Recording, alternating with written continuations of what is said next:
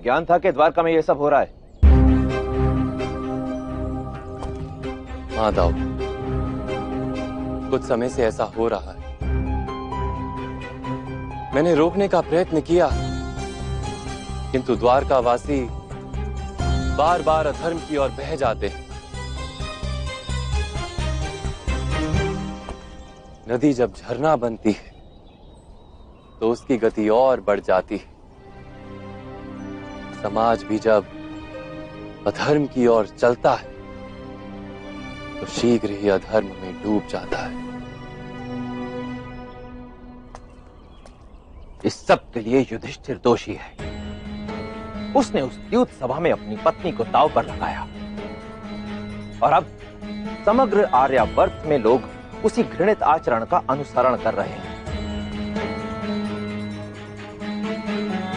नहीं बड़े भैया,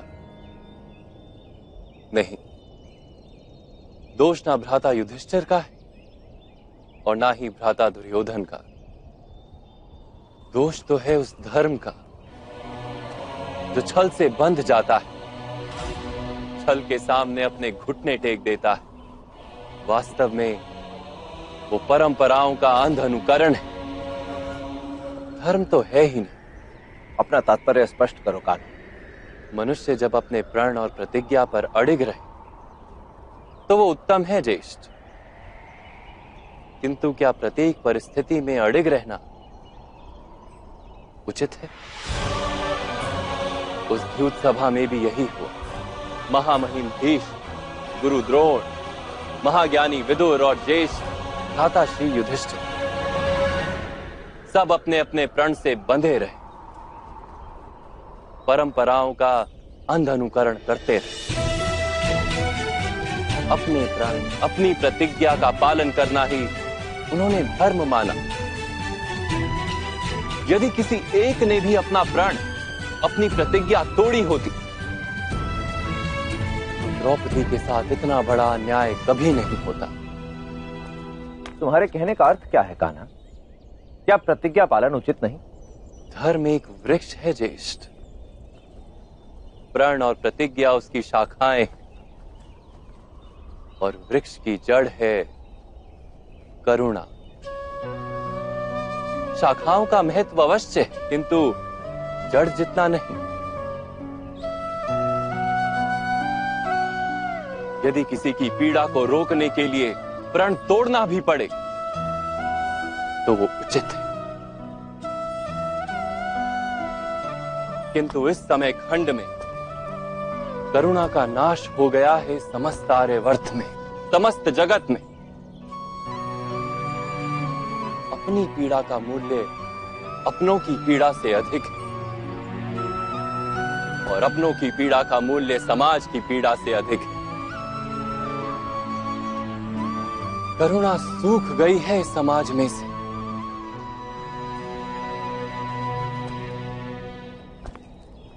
जब करुणा नहीं होती समाज में तो लोग एक दूसरे से बंधते नहीं हैं ज्येष्ठ, केवल अपने सुख के लिए जीते हैं। जो स्थिति आज द्वारका की है वही स्थिति समग्र आर्यावर्त की है।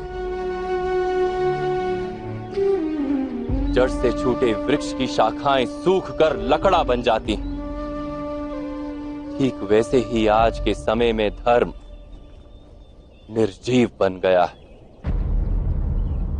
धर्म में प्राण फूंकने का समय आ गया है बड़े भैया। समाज को एक बार फिर धर्म का ज्ञान देना होगा। द्वारिका में व्याप्त इस अधर्म को तो हमारा प्रशासन संभाल लेगा कान्हा, परंतु मेरे समक्ष एक और बड़ी चिंता है। वो है समग्र आर्यावर्त में व्याप्त इस अधर्म के कारण कौरवों और पांडवों के बीच संभावित युद्ध।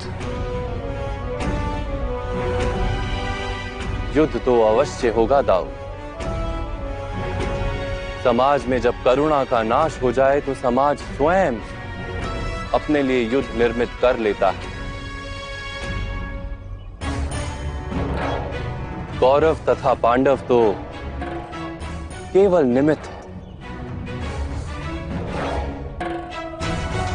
नदी का तट होता है, किंतु बाढ़ का कोई तट नहीं होता।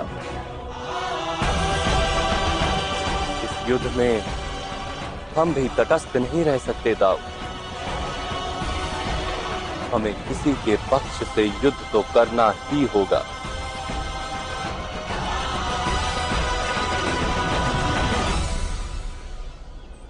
तुम सत्य कह रहे हो कान्हा,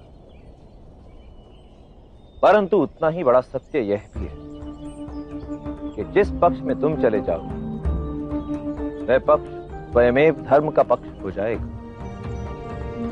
अब सिद्ध करो कि मैं असत्य कह रहा हूं।